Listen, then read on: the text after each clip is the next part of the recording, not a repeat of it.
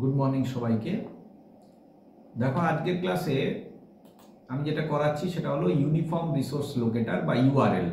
URL ব্যাপারটা হলো যে ইন্টারনেটে প্রত্যেকটা ওয়েব পেজ থাকে, ওয়েব পেজ বা ওয়েবসাইট থাকে। সেই ওয়েবসাইটের যে অ্যাড্রেস যেটা আমরা আমাদের ওয়েব ব্রাউজারের মধ্যে লিখে থাকি সেইটাকে আমরা বলছি ইউআরএল বা ইউনিফর্ম রিসোর্স লোকেটর। ঠিক আছে, মানে অ্যাকচুয়ালি কি, ওয়েবসাইটটা তো একটা রিসোর্স, তো এটা খোঁজার জন্যে যে লোকেটারটা ব্যবহার করছি, যে অ্যাড্রেসটা আমরা ব্যবহার করছি, ওইটাকে আমরা বলছি ইউআরএল, ইউনিফর্ম রিসোর্স লোকেটর। ঠিক আছে, ইউনিফর্ম কেন না একইভাবে লেখা হয়, সব ওয়েবসাইটেরই মানে অ্যাড্রেসটা একইভাবে লেখা হয়। তো এখানে দেখো একটা এক্সাম্পল আমি লিখেছি পরের লাইনে, abcd.com বলে একটা event.html দিয়ে একটা লিখেছি।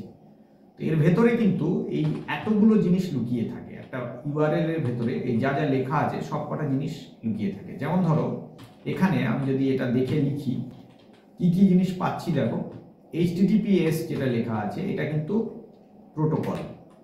ঠিক আছে, তার মানে এটার ভেতরেই আমরা প্রোটোকল পেয়ে গেলাম। আচ্ছা, প্রিফিক্সে দেখো দেয়া আছে www বাই ডিফল্ট এই প্রিফিক্সটাই ব্যবহার হয় বেশিরভাগ ওয়েবসাইটের ক্ষেত্রে। আচ্ছা, ডোমেন নেমে আমরা কি পাচ্ছি, এই যে এটা পাবো abcd.com, এটা হলো আমাদের এই যেটা ইউআরএল লেখা আছে তার ডোমেন নেম।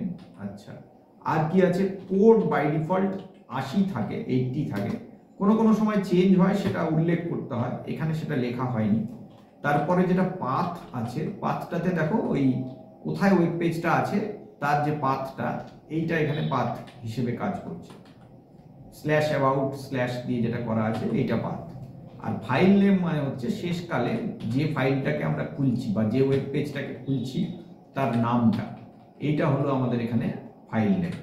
ঠিক আছে, তার মানে ভেবে দেখো একটা ছোট্ট ইউআরএল এর ভেতরে এতগুলো ইনফরমেশন লুকিয়ে আছে এবং সম্পূর্ণ ইনফরমেশনগুলো ব্রাউজার ইন্টারপ্রেট করছে এবং একটা একটা করে ভেঙে আমাকে আমার ওয়েব মানে লোকাল মেশিনে সম্পূর্ণ ওয়েব পেজটাকে খুলে ব্যবস্থা করে আমাকে দেখাচ্ছে।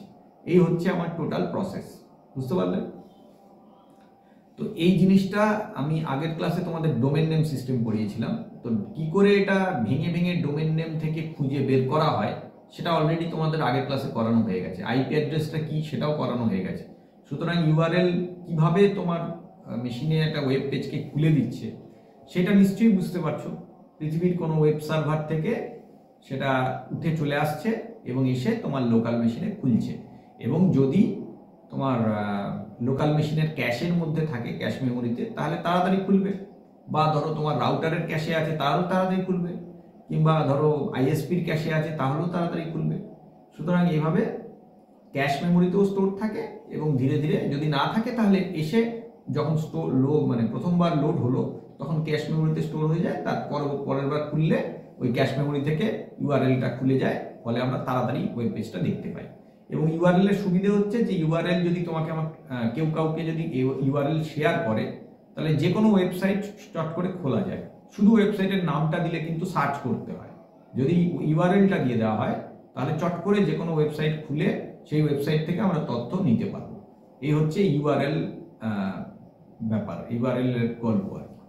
ঠিক আছে, তো আজকের ক্লাসে আমি এইটুকুই করাচ্ছি, আবার পরবর্তী ক্লাসে অন্য কিছু করাবো। সম্ভবত আইএসপি আছে, ইন্টারনেট সার্ভিস প্রোভাইডার, যেটা আছে ওটা করিয়ে দেবো।